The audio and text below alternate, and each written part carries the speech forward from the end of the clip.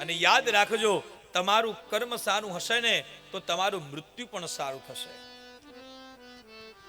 અને તમારું કર્મ જો સારું નહીં હોય તો મૃત્યુ પણ તમારું સારું. મરવાનું તો છે જ, મરવું તો પડશે જ, પણ તમારું મૃત્યુ સારું નહીં હોય. કરેલું કર્મ તો જો ભગવાનને પણ ભોગવવા પડ્યા હોય બાપ એના ફળ, તો આપણે તો પામર મનુષ્યો છીએ. કરેલું કર્મ તો ભગવાનને પણ ભોગવવું પડ્યું છે. ત્રેતાયુગની અંદર ભગવાન રામે વાલીને સંતાઈને બાણ માર્યું તું ને, એનું ફળ ભગવાનને દ્વાપરમાં ભોગવવું પડ્યું છે. જરા નામના પારધીનું બાણ ભગવાનને ખાવું પડ્યું છે.